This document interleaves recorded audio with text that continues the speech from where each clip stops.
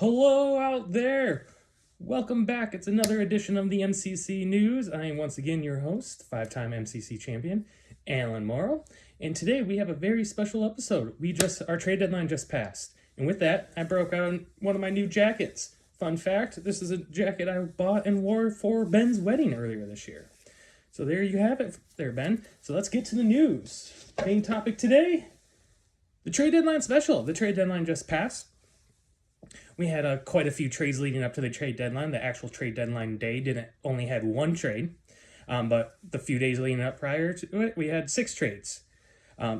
Let's give a quick rundown on them. We have Ben and Gabe made a trade. Ben sent Tyler Lockett and a 4th-round pick for Michael Pittman. Schrader and myself had a trade. I sent Drake London, Rashid Rice, a 3rd-round pick and a 9th-round pick. For Deebo Samuel, a 6th and a 14th-round pick. Then I sent Trevor Lawrence to Will for a 13th-round pick. Ben Teese and Tyra had a trade.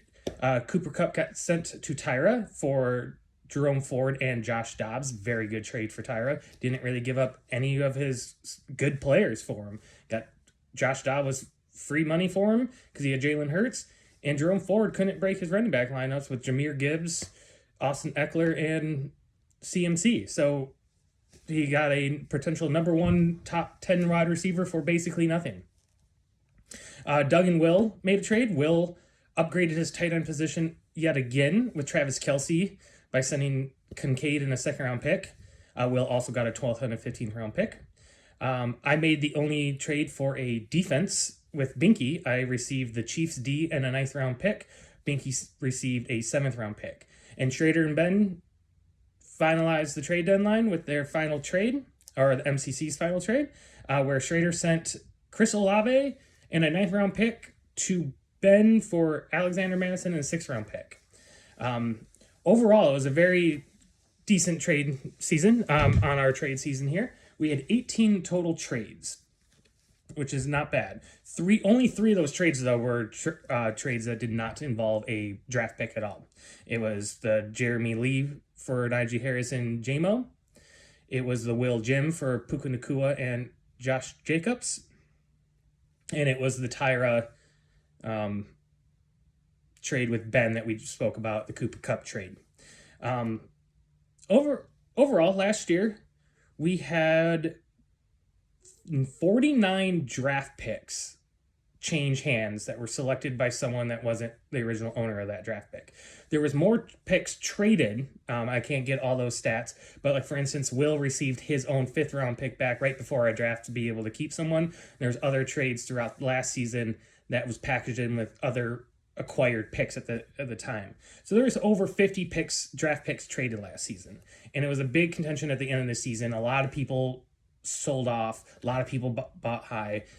Draft pick trading got a little out of hand last season. Overall, there were 6 first-round draft picks traded last season, 4 second-round picks, and 3 third-round picks. This season, we only had 31 draft picks traded altogether, so to over 20 less than last year. With that, no first-round picks. Everyone kept their first-round pick. Awesome. There was not going to be any super teams.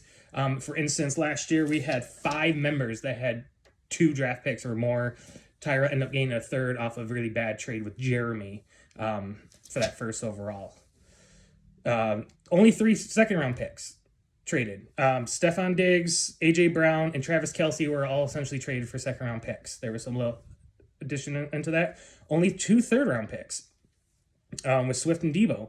So only 5 draft picks were traded in the first 3 rounds compared to 13 of last year. So everyone was a little more cautious with their draft picks. We had 3 people this year not kept all their picks and didn't even acquire any picks. So they had 1 through 15 as they started the season with. That would be Tyra, James, and Jim. Jim is no surprise. Tyra and James, a little surprise. Last year we only had 2. Jim and Doug were the only 2 that didn't trade any draft picks. This year, 3. So once again, things have kind of calmed down there, and let's see in the future years how this goes. If things are going to be more like 2022 or more like 2023. With that being said, of the 18 trades, I led the way with 8 trades. Will had 5. Ben Teese and Jeremy both had 4. Then you had Doug and Gabe come in at 3. James had none. And then Schrader, Binky, Lee, and Tyra all made 2 trades apiece. Trade season technically did kick off with the Jeremy Tyra draft day trade and went all the way until the end of the Ben and Schrader trade. And Jim had 1 trade. So overall, besides myself, I was a lot more than everybody else. Everybody else around the 3 to 5 range. It was kind of good. It kept everyone pretty active. So it was excellent to see. And speaking of that draft day trade, Jeremy Tyra, it didn't go down well with anybody besides Tyra at the draft. Jeremy thought it went down well for him, but everyone knew he lost it already at that point. So let's just do a quick check-in on that. So overall, with the couple other draft picks traded, Tyra received Christian McCaffrey and Gabe Davis, while Jeremy received Garrett Wilson and DJ Moore. Gabe Davis and DJ Moore have both played 10 games. Gabe Davis and DJ Moore have both played 10 games. Garrett Wilson and CMC's both played 9. So overall, CMC has 201.6 points on the season. Gabe Davis, 95.3.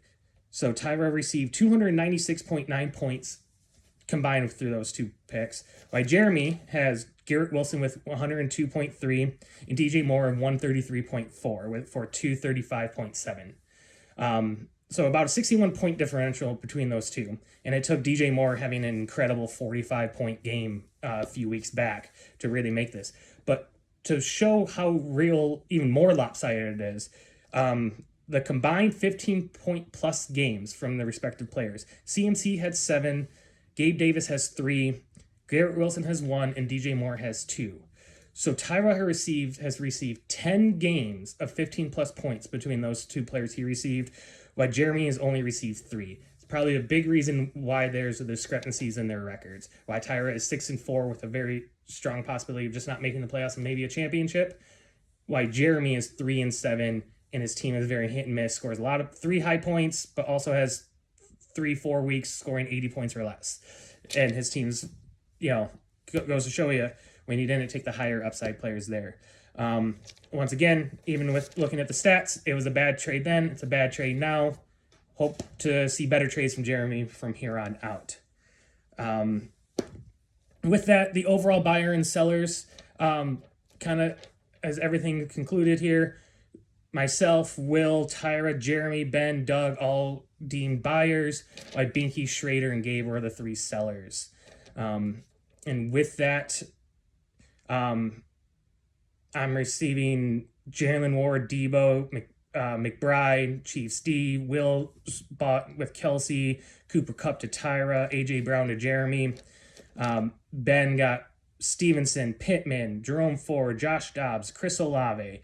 Doug received DeAndre Swift, Damian Pierce if he comes back from injury, Kincaid as well, and with everybody kind of got little draft picks and everything from that too. So there's right now, the way the records are, there's 2 open playoff spots held by 5-5 teams. Gabe is one of the sellers on that one. Maybe he can keep afloat and keep that one.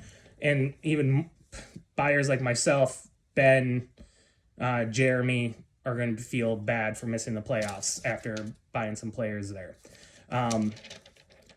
So there's to have it. That's kind of the quick summary of the trade deadline. Great trade season.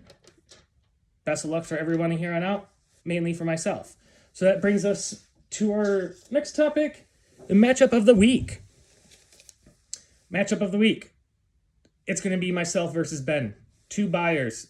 Ben 5-5, Ian 4-6. I need a win.